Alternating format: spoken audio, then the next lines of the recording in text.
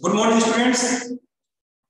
प्रिय छात्रों, आज हम लोग ईवीएस का चैप्टर 18 जिसका नाम है जाए तो जाए कहां, तो आज हम लोग पढ़ने जा रहे हैं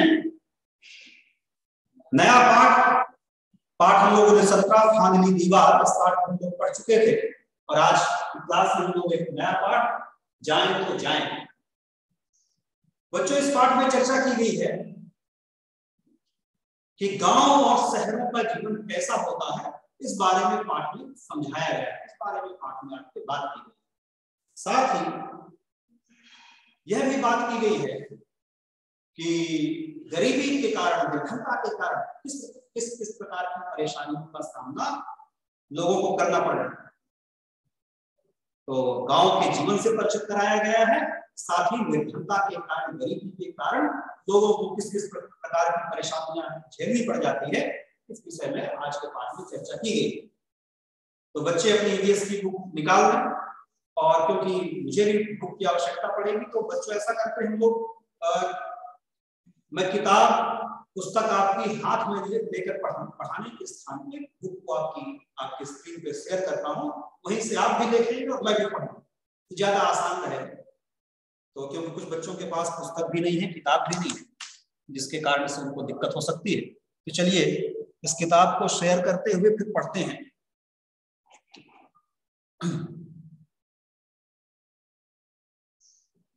बस 1 मिनट टाइम लगेगा।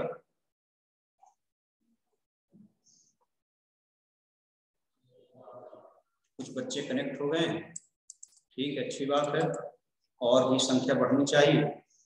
Share screen, okay, share.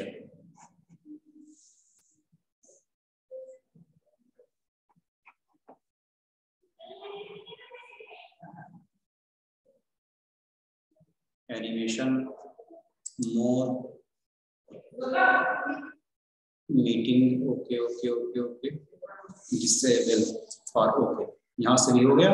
मैं एक पढ़ाने के लिए कुछ लाइटर जैसा कुछ इस्तेमाल कर लूं बच्चों, ये चलिए। एक बालक नारेंद्र यादव, जी सर। जी, आवाज आ रही मेरी? Yes sir. Narendra, yes sir. ये पाठ 18 जो मैं स्क्रीन शेयर किया हूं, क्या आप इसे देख पा रहे हैं? जी sir. Hello, yes sir. Okay, ठीक। तो बच्चों, आज हम लोग पाठ 18 पढ़ रहे हैं। इस पाठ में चर्चा की गई है गरीबी के कारण, निर्धनता के कारण जो लोगों को परेशानी होती है, तो निर्धनता के कारण किस प्रकार जीवन हो जाता है, इससे संबंधित यह पाठ है। तो चलिए हम लोग पढ़ते हैं।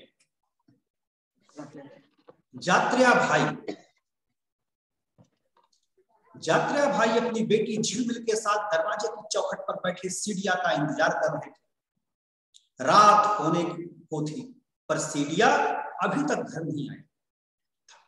लगभग 2 साल पहले जात्रिया का परिवार सिंदूरी गांव से मुंबई आया था। अपना कहने को तो यहाँ दूर के कई रिश्तेदार थे, कई लोग थे, रिश्तेदार का एक परिवार ही था। उन्हीं की मदद से जात्रिया भाई ने मछली पकड़ने के कटे हुए जालों की मरम्मत का काम शुरू किया। इससे तो उनका गुजारा न हो सका। घर का किराया, दवाई, खाना, स्कूल का खर्चा ही नहीं हो पाया, और पानी भी क्योंकि यह पैसों से खरीदना पड़ता था। छोटे सीढ़िया को भी पास वाले मछली के कारखाने में काम करना पड़ा। सीढ़िया सुबह के 4 बजे से 7 बजे तक मछली साफ करता, छोटी बड़ी मछलियां छांटता। इसके बाद वह घर आता, थोड़ी देर सोकर दोपहर को स्कूल जाता, शाम को घूमता फिरता, कभी किसी मैम साहब की थैलियां उठाता, तो कभी रेलवे स्टेशन पर जाकर पानी की खाली बोतलें सीढ़िया बिना करता और उन्हें कबाड़ी वाले को बेचता। जैसे तैसे ही चल रही थी जात्रिया भाई के परिवार की जिंदगी। तो देखिए, आप चित्र में देख रहे हैं, जात्रिया भाई बैठा हुआ और उसकी बेटी झिलमिल ये पानी के ड्रम के पास खड़ी है। जो इनका बेटा है, झिलमिल का जो भाई है, जिसका नाम सीढ़िया है, वो उसका इंतजार कर रहे थे। ये लोग 2 साल पहले मुंबई आए थे, ऐसा यहाँ पर बताया गया है। मुंबई कैसे आए? एक रिश्तेदार मुंबई उनको लेके आए थे, काम की तलाश में ये मुंबई आ गए थे अपने गांव से। कैसे मुंबई पहुंचे इसके बारे में आगे चर्चा की जाएगी। चलिए आगे पढ़ते हैं, आगे देखते हैं। मैं कैमरा थोड़ा बच्चों सही करूं।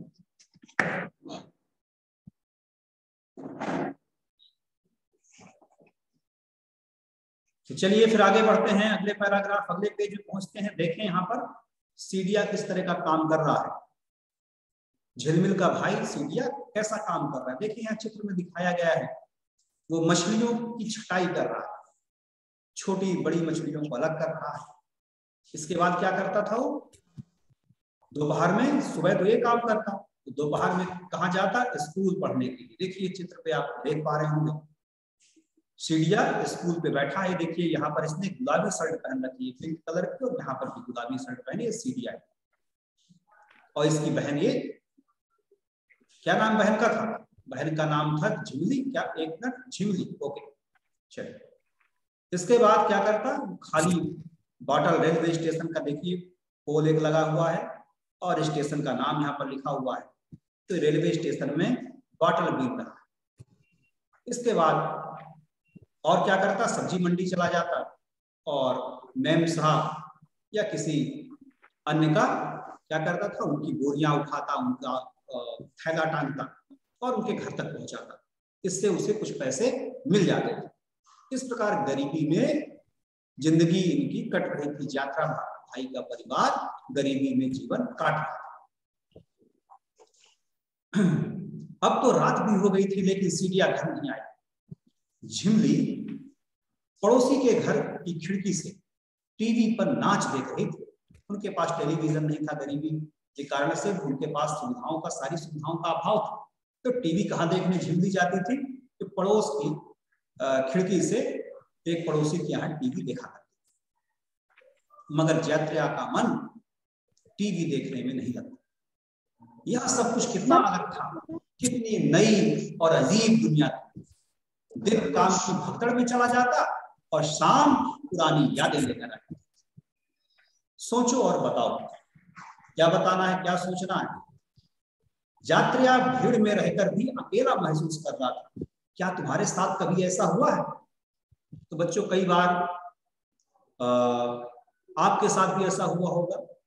कई बार क्या है, बहुत भीड़ में भी रहकर कई बार हमें, यदि हमारे परिचित के वहां कोई ना हो या आपके परिवार के सदस्य ना हो, तो भीड़ में रहकर भी कई बार आपको अकेला महसूस होता है। कई बार हो सकता है आप अपने पिताजी के साथ कहीं किसी निमंत्रण में, कहीं शादी में चले जाएं और पिताजी हो सकता है आपको उस कार्यक्रम में छोड़ के कुछ काम में लग जाए, तो उस भीड़ में भी आप अकेलापन आपको महसूस होगा। कोई आपके, क्योंकि वहां परिचित आपका कोई नहीं है, कोई बात करने वाला। चलिए आगे बढ़ते हैं। अपनी जगह छोड़कर दूर नई जगह पर जाकर रहना कैसा लगता हो? तो बच्चों नई जगह जाकर रहने में बिल्कुल अच्छा नहीं लगता, क्योंकि वहां पर सारी चीजें नई होती हैं, अपने पहचान का भी कोई नहीं होता। कभी कभी जब आप, हो सकता है किसी कारणवश आप अपना स्कूल चेंज करते हो, या पिताजी का आपके तबादला हो गया हो, ट्रांसफर हो गया हो, नई जगह पिताजी पहुंच गए हो और आपका परिवार भी नई जगह पहुंच जाता है, तो नई जगह जाकर शुरू में बिल्कुल अच्छा नहीं। चलिए आगे बढ़ते हैं। यात्रिया जैसे परिवार बड़े शहरों में क्यों आते हैं? बच्चों यात्रिया जैसे परिवार बड़े शहरों में क्यों आते होंगे? तो बच्चों काम की तलाश में, रोजगार की तलाश में यात्रिया जैसे परिवार बड़े शहरों की ओर पलायन कर जाते हैं, अपना गांव छोड़कर किसी दूसरे शहर में चले जाते हैं। जैसे यात्रिया भाई अपना गांव छोड़कर मुंबई आ गए। आगे सोचने के लिए, क्या तुमने ऐसे बच्चों को देखा है जो पढ़ने के साथ काम पर भी जाते हैं? तो बच्चों बहुत सारे ऐसे बच्चे भी हैं जो पढ़ने के अलावा घरेलू काम भी करना पड़ता है। कई बच्चों को अपने छोटे भाई बहन की देख रेख जैसा काम करना पड़ता है। कई बच्चे तो जानवरों की रखवाली तक करते हैं, कई बच्चे ईंधन की तलाश में, लकड़ियों की तलाश में भी घर से बाहर निकलते हैं, और वो काम करने के बाद फिर नहा धोकर फिर स्कूल जाते हैं। इस तरह से आप इनका जवाब दे सकते हैं, या फिर आपने जो देखा हो वो आप बता सकते हैं। जरूरी नहीं जो मैं बता रहा हूं सिर्फ वही उत्तर है, ज्ञान का अंत नहीं। ये बच्चे किस तरह के काम करते हैं, क्यों करने पड़ते होंगे? तो बच्चों, पढ़ाई के अलावा जो दूसरे काम बच्चे करते हैं, तो वो निर्धनता के कारण, गरीबी के कारण अक्सर उन्हें काम करने पड़ जाते हैं, जिससे कुछ वो पैसा कमा सकें और अपने माता पिता का सहयोग कर सकें। तो जो बच्चे इस तरह के काम नहीं करते, आप जैसे बच्चे हैं, यहाँ पढ़ने वाले बच्चे, मेरे समझ में कोई बच्चे पढ़ाई के अलावा उनको कोई विशेष जिम्मेदारी नहीं होगी, तो आप बड़े भाग्यशाली हैं कि आपके माता पिता इस तरह के विद्यालय में पढ़ा रहे हैं और आपकी सारे खर्चे उठा रहे हैं। तो कई बच्चे ऐसे भी होते हैं जिन्हें इस पढ़ाई के अलावा दूसरे काम मजबूरी में करने पड़ते हैं। पुरानी यादें, अगले पैराग्राफ में बच्चों हम लोग पहुंच गए। पुरानी यादें, जात्रिया भाई का देखते हैं कैसे वो मुंबई पहुंचा, क्या किन यादों में अक्सर जात्रिया भाई खो जाता था। चलिए पढ़ते हैं, बच्चे भी देखें वो। पुरानी यादें, हरे भरे घने जंगलों और पहाड़ियों के बीच स्थित था खेड़ी गांव। कौन सा गांव? खेड़ी गांव। और वहीं पर जन्म हुआ था जात्रिया भाई का। उनके दादा के जन्म के पहले से ही लोग यहां रहा करते थे। उनके गांव में शांति तो थी, लेकिन सन्नाटा नहीं था। गांव में नदी की कलकल, पेड़ों की सनसन, पक्षियों की चहक। यहाँ के लोग खेती का काम करते थे। गांव के लोग जंगलों में जाकर, जात्रिया भाई के गांव के लोग क्या काम करते थे? जंगलों में जाकर कंदमूल, साग सब्जी और सूखी टहनियां लाते थे। ये सब काम करते समय लोग बातें करते और गाने भी गुनगुनाते थे। बड़ों के साथ काम करते करते छोटे बच्चे भी सारी चीजें सीख जाते थे अपने आप। क्या क्या चीजें सीख जाते थे बड़ों से? वो बांसुरी बजाना, ढोल बजाना, मिलकर नाचना, मिट्टी और बांस के बर्तन भी बनाना सीख जाते थे। पक्षियों को पहचानना, पक्षियों की नकल करना। लोग जंगल से इकट्ठा किया सामान इस्तेमाल करते और बचा हुआ सामान नदी के पार बड़े गांव में जाके बेच आया करते। उसी से उन्हें कुछ जो पैसे मिलते, उसी से वो अपनी डेली यूज की चीजें, है ना, या फिर कुछ खाद्य पदार्थ खरीद लिया करते। वैसे तो खेड़ी जो गांव था, वैसे तो वह एक गांव था, मगर सब लोग परिवार जैसे मिलजुल कर रहते थे। जात्रिया की बहन की शादी भी उसी गांव में हुई थी। अच्छे बुरे समय में सब साथ मिलकर एक दूसरे की मदद करते थे। शादी ब्याह के काम और झगड़े गांव के बड़े बुजुर्ग ही निपटा लिया करते। पुलिस बुलाने की आवश्यकता तो नहीं पड़ती थी। गांव में ही पंचायत लग जाए और जो भी गांव के बुजुर्ग रहे उनकी बातें सब लोग माना करते, उनका सब लोग सम्मान करते। तो गांव के झगड़े गांव में ही निपट जाए। और अब तो पुलिस, कोर्ट पे झगड़े निपटने में, बातें निपटने में कई सालों का समय लग जाता है। और पुराने समय में बस 1-2 दिन में सारी बातें सुलझ जाती। जात्रिया धीरे धीरे जवान हो चला था। वह खेती का भारी काम अकेले करने लगा था। बड़ी नदी के बीचों बीच वह मछली पकड़ने भी जाने लगा। ठीक है, क्योंकि बड़ा हो गया था। अब वह जंगल के फल, कंद, दवाई के लिए पत्तियां, नदी की मछली आदि सब लेकर दोस्तों के साथ कस्बे के गांव में बेचा करता। गांव में त्योहार के समय अपनी उम्र के लड़के लड़कियों की टोली बनाकर जात्रिया भाई खूब मजे लेता था, खूब नाचता गाता था, ढोल बजाता था। चलिए देखिए चित्र में बच्चे कैसे आनंद के साथ त्योहार मना रहे हैं। ढोल भी बज रहा है, कुछ बच्चे नाच रहे हैं। इस चित्र में आप जात्रिया भाई के गांव को देख पा रहे हैं। कुछ बताने के लिए बच्चों के अभी हम लोगों ने थोड़ी देर पहले जो बातें पढ़ी हैं, जो जानी हैं, उसी से संबंधित कुछ बताने के लिए। खेड़ी गांव के बच्चे क्या क्या सीखते थे, तो अभी थोड़ी देर पहले हम लोगों ने बच्चों पढ़ा कि खेड़ी गांव के बच्चे क्या सीखते थे, अपने बड़ों से बांस की टोकरी बनाना, मिट्टी के बर्तन बनाना, पक्षियों को पहचानना, उनकी आवाज को सुनकर जानना किस पक्षी की आवाज है, और मछली पकड़ना, मछलियों के जाल को बुनना, ये सब बातें वो अपने बड़े बुजुर्गों से, बांसुरी बजाना, ढोल बजाना, इस तरह की बातें अपने बुजुर्गों से खेड़ी गांव के बच्चे सीख जाते थे। तुम अपने बड़ों से क्या क्या सीखते, तो तुम भी अपने बड़ों से, हम लोग भी बहुत सारी चीजें सीखते हैं, है ना। हमारे बड़े हमें बहुत सारी अच्छी बातें सिखाते हैं, हमें संस्कारवान बनाते हैं। घर में कैसे हमें रहना है, दूसरों के घर जाते हैं तब कैसे करते हैं, हमारे घर कोई मेहमान आए तब हम उनका स्वागत कैसे करेंगे, तो सब बहुत सारी बातें हमारे बड़े सिखाते हैं। और हो सकता है आपके बड़े आपको गीत भी सिखाते हों, या फिर उनसे हारमोनियम, तबला जैसे यदि वाद्य बजाते बनता है वो भी सिखा सकते हैं, या सिखाते होंगे। साथ में आपकी माँ आपको स्वेटर बुनना या कपड़े सिलने जैसा काम या खाना बनाने जैसा काम भी सिखा सकती है या सिखाती हैं, तो आप अपने तरीके से इस प्रश्न का जवाब दे सकते हैं।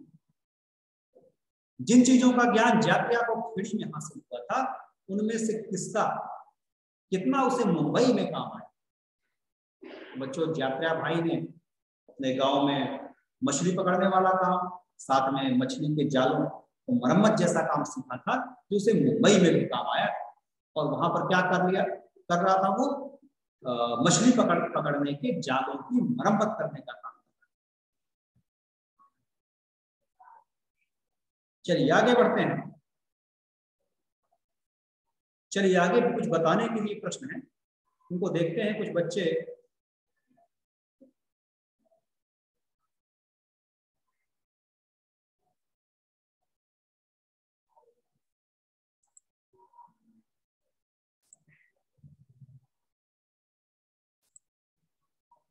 बच्चों से थोड़ा सा बात की जाए, कौन कौन से बच्चे हैं। आशुतोष त्रिपाठी, हेलो आशुतोष त्रिपाठी कहाँ हैं? इन्होंने अपना वीडियो भी बंद कर रखा है।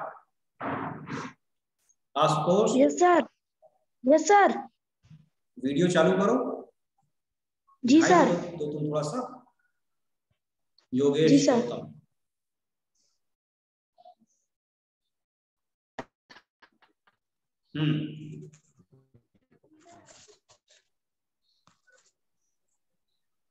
आशुतोष ओके, कहाँ गए? चलिए ठीक।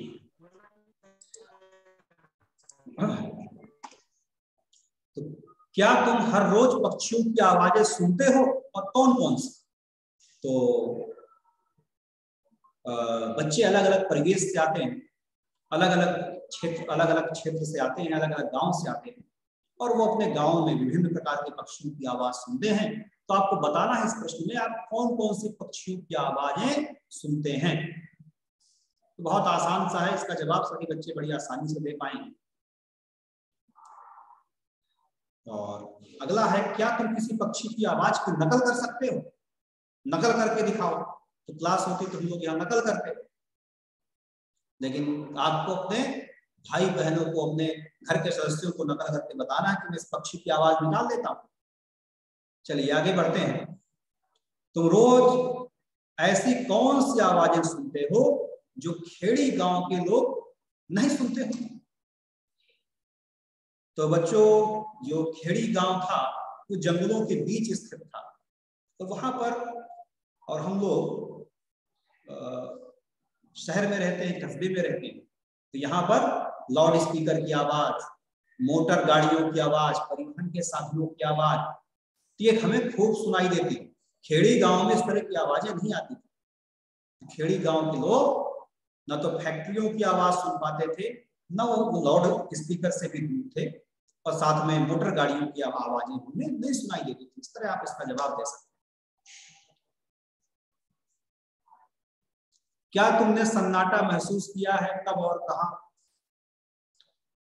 तो आप बता सकते हैं जब आपने महसूस किया हो, है ना? तो इसके बारे में आप अपने से प्रश्नों के मौखिक जवाब आपको देना है, कॉपी में लिखने की कोई जरूरत नहीं है।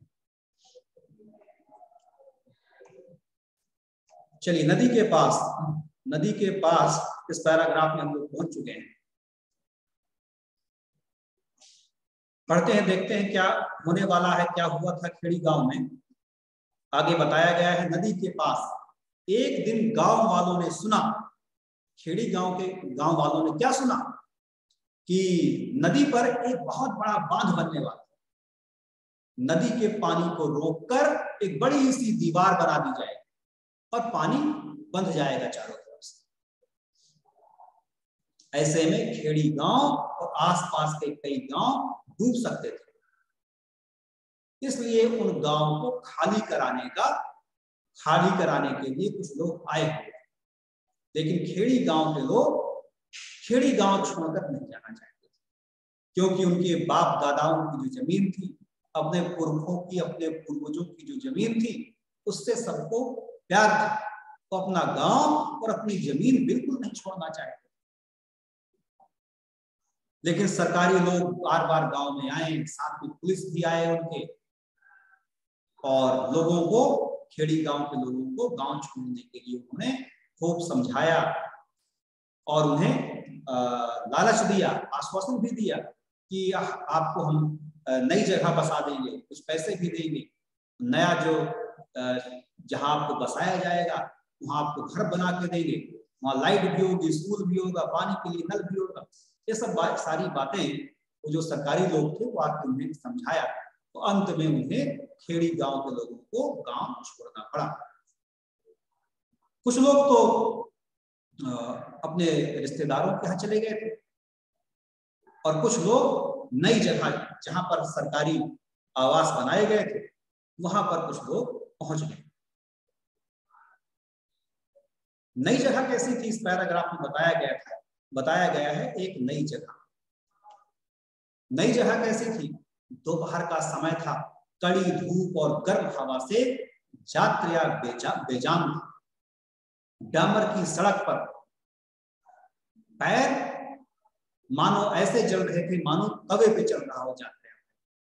आसपास कोई वृक्ष नहीं था, सिर्फ कुछ मकान थे, कुछ दुकानें थी।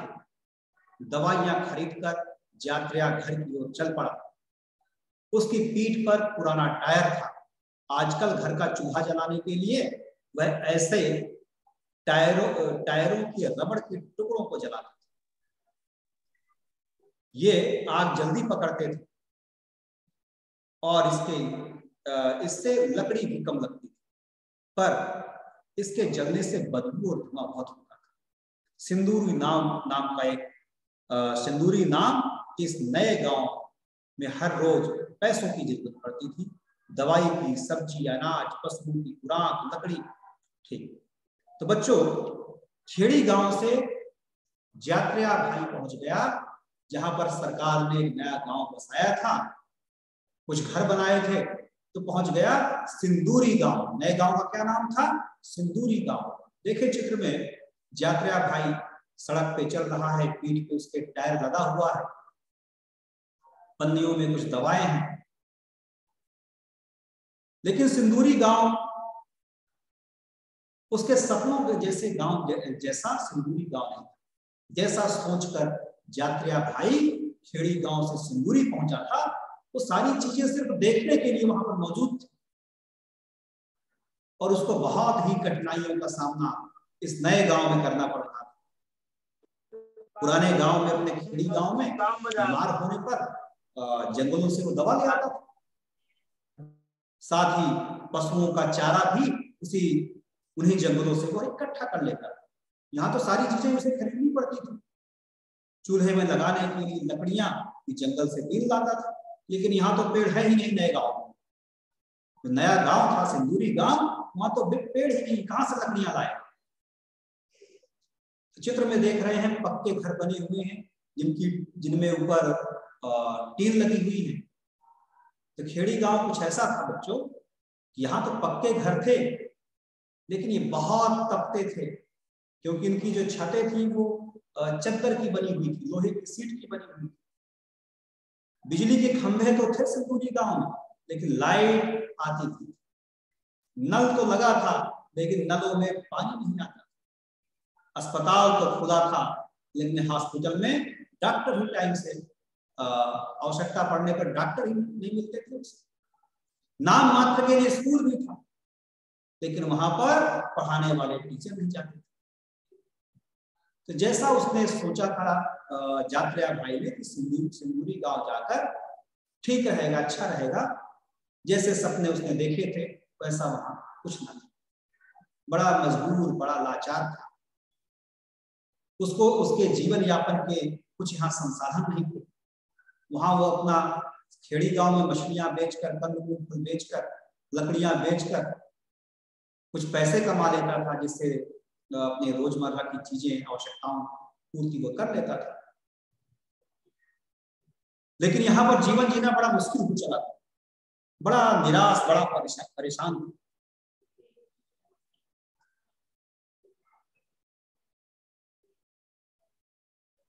इसके बाद आगे क्या, बच्चों इनके प्रश्न उत्तर जो लिखने के, उनकी चर्चा हम बाद में कर लेंगे। इस पाठ को पहले हम पूरा कर लें, थोड़ा सा और बचा हुआ इसको पढ़ने, आप क्लास का टाइम पूरा हो रहा है, अगली क्लास फिर आपकी स्टार्ट होगी।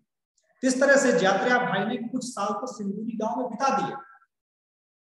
तो देखिए आपकी बुक पे क्या लिखा है, जात्रा ने कुछ साल सिंदूरी गांव में बिताए। अब उसके बच्चे भी बड़े हो रहे, मगर जात्रा भाई का मन अब सिंदूरी गांव में बिल्कुल नहीं लग रहा था। उन्हें तो बस अपने खेड़ी गांव की आवश्यकता थी।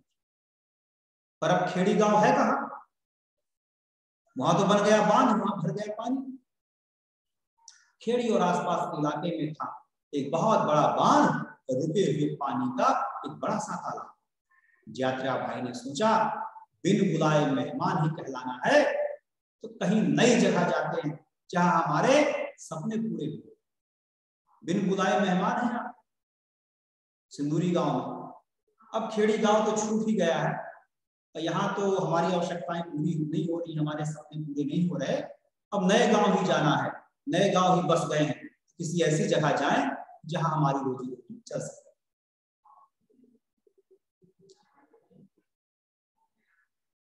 उन्होंने अपनी जमीन और जानवर बेच दिए और मुंबई आ गए। अब पहुंच गए जात्रा भाई मुंबई। अब उनके परिवार की नई जिंदगी शुरू हुई। बच्चे स्कूल में जाएं, कुछ बने, बस यही चाहते थे। यहाँ के हालात अच्छे तो नहीं थे, मगर धीरे धीरे शायद सब ठीक हो जाए, यही सोचा करते थे जात्रा भाई। अपने लिए एक खोली ली, उसकी मरम्मत के लिए पैसे बचाने शुरू किए।